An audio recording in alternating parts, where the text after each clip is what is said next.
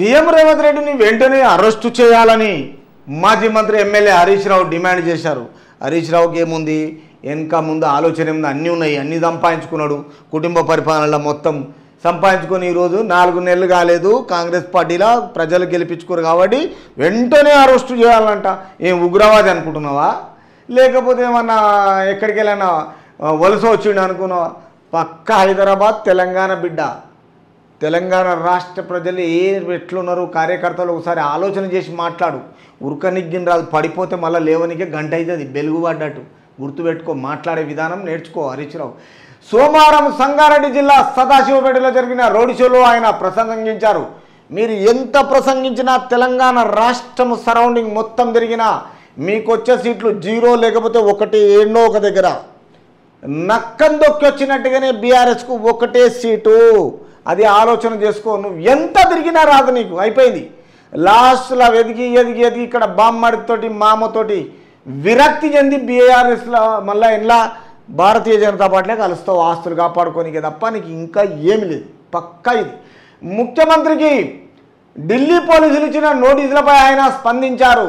ఏం స్పందిస్తారు, అది పనికి మళ్ళీ మీకు ఒకప్పుడు గుత్ప ఉందో బర్రె అన్నట్టుగా మీరు చేసే తప్పుడు పనులకు మీకు వర్తిస్తుంది, అది రేవంత్ రెడ్డికి వర్తించదు. అది తర్వాత తప్పుడు గోబెల్స్ ప్రచారం చేసినందుకు రేవంత్కు నోటీసులు ఇచ్చారని, ఈ కేసుకు సంబంధించిన అస్సాంలో ఇప్పటికే ఒకరిని అరెస్టు చేశారని, మరి రేవంత్ను ఎందుకు చేయరని ప్రశ్నించారు.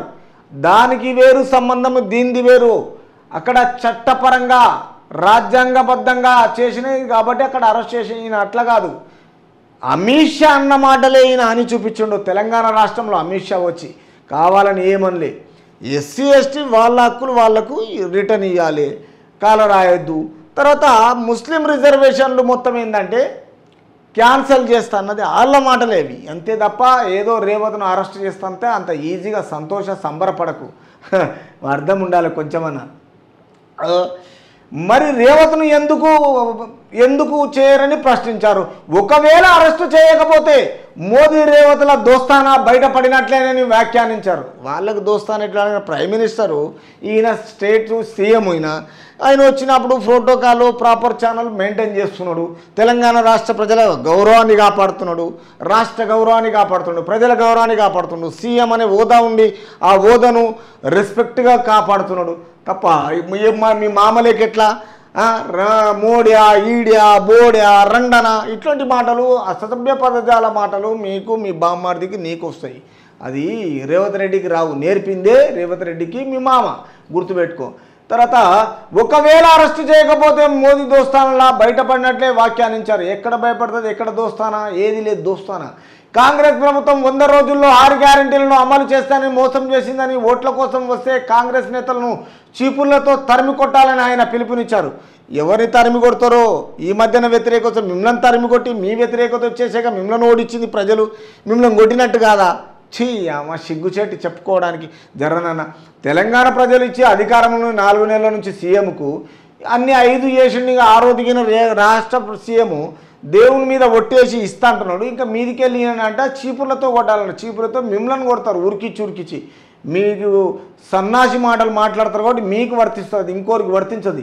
దేవుళ్ళ పేర్లతో అసెంబ్లీ ఎన్నికల్లో ప్రామిసర్ నోట్లు బాండ్ పేపర్లతో నమ్మించి మోసం చేసిన కాంగ్రెస్ ఎప్పుడు మోసం చేయలే. జాతీయ పార్టీ తన విధి విధానం కరెక్ట్గా ఉంది.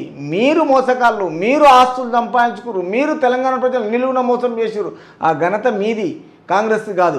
లోకసభ ఎన్నికల్లో దేవుళ్ళపై ప్రామిస్ చేస్తుందని హరీష్ విమర్శించారు.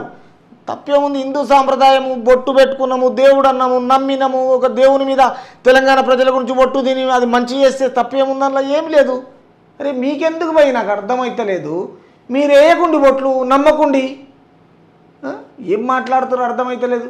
అసభ్య పదజాలను మీరు చేస్తారు, దేవుళ్ళను మీరు ఇట్లా చేస్తారు, మీరు మోసం చేస్తారు, మీరు డబ్బు ఖర్చు పెడతారు. మందిని ముంచే లెక్కలు మీ దగ్గర ఉన్నాయి, అట్లా ఆయన దగ్గర లేవు కదా.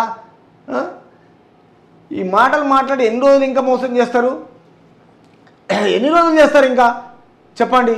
బాండ్ పేపర్లతో నమ్మించి మోసం చేసిన కాంగ్రెస్ లోక్సభ ఎన్నికల్లో దేవుళ్లపై ప్రామిస్ చేస్తుందని హరీష్ విమర్శించారు. ఎవరు విమర్శించినా తప్పు చేయని కాంగ్రెస్ అది. వారి మాయమాటలను నమ్మి ప్రజలు మరోసారి ఓటేస్తే వారి అబద్ధాలు మోసాలను ఆమోదించినట్లే అవుతుందని బీఆర్ఎస్ ఓటేసి కేంద్ర రాష్ట్ర ప్రభుత్వాల్లో కొట్లాడేందుకు బలం ఇవ్వాలని. ఎక్కడ బలం ఇస్తుంది? మీకు అసెంబ్లీలే లేవు, పోయి మళ్ళీ మోడీకి ఇవ్వాలన్నా, పోయి మీ మరదలు నిలిపించుకోవాలన్నా? మీకు ఎవడిస్తాడు? ఇంకా దేవుళ్ళపై ఒట్టేస్తుందని చెప్తారు, విమర్శిస్తారు, మళ్ళీ మాయమాటలు చెప్పి మళ్ళీ ప్రజల మీద విమర్శన. మీరు అబద్ధాలు చెప్పి మీరు ఆస్తులు సంపాదించుకోవాలి. మీ మొత్తము ఏదిగినా మీ మేనిఫెస్టో రిలీజ్ చేయరు 10 ఏళ్ళ నుంచి, మీకు ఇవి వర్తిస్తాయి. కానీ బీఆర్ఎస్ ఓటేసి కేంద్ర రాష్ట్ర ప్రభుత్వాలతో కొట్లాడేందుకు బలం ఇవ్వాలంటే వీళ్ళకి ఏం బలం ఇస్తే ఏం చేస్తారు? ఏముంది వీళ్ళకి బలం? రాష్ట్ర ప్రజలు తొక్కేసురు తుంగల. ఇలా మళ్ళీ ఏదో ఇవ్వాలి, మళ్ళీ రేవత్ని ఏదో విమర్శించాలని కొత్త డ్రామాలు ఆడుతున్నాడు అగ్గిపెట్టేలా హరీష్ రావు. చూడండి మరి ప్రజలు ఏం చేస్తారు.